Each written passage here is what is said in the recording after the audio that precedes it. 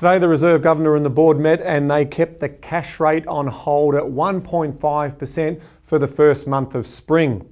Now, there's obviously been a lot happening over the course of the last month. We now have a new Prime Minister, ScoMo, as we like to refer to him. So Scott Morrison takes over from Malcolm Turnbull as our new Prime Minister. Now, the economy doesn't like and business doesn't like this sort of uncertainty and political turmoil. So it's really important to see what happens with the data and the confidence. We know that Scott is going to set a lot of different policy changes to try and get the Liberal Party back into a winnable position at the next election. So that is the big news. But what also caught my eye this month was actually a statement from Bill Evans, who's the chief economist of Westpac Banking Corporation. Now, Bill is a very, very astute predictor of the cash rate and someone who I look at in terms of his opinions.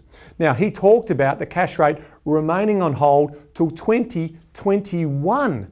Now, why would he be saying something like that? Well, I suspect it's got a lot to do with a couple of important things. Firstly, why would the RBA increase cash rate if they actually didn't have the impetus to do so? Because the banks have been doing it. That's the other bit of big news. So last week, we saw Westpac introduce or raise their variable cash rate by 14 basis points.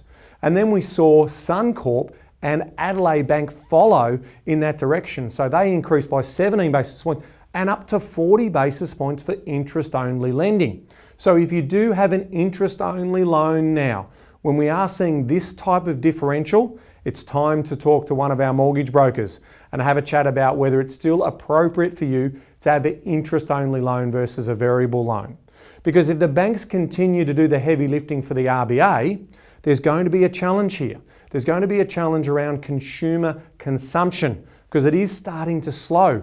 Housing cycle is also starting to slow.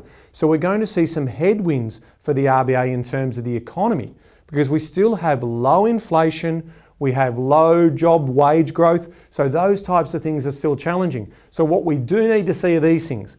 We need to see the dollar stay low, which it's doing pretty well. We also need to see unemployment continue to push lower. More jobs, more capacity inside and more pressure on wages, so we see wages growth. Once we see inflation and wages growth, then the RBA may be confident enough to actually lift the cash rate. But while the banks continue to do all of that because of their claim of cost of funding, in fact, they would have done this 6 months ago if it wasn't for the Royal Commission.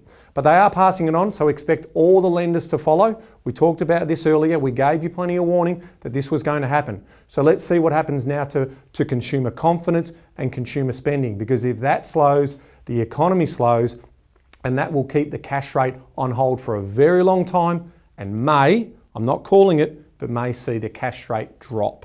So interesting times ahead. Thanks for watching.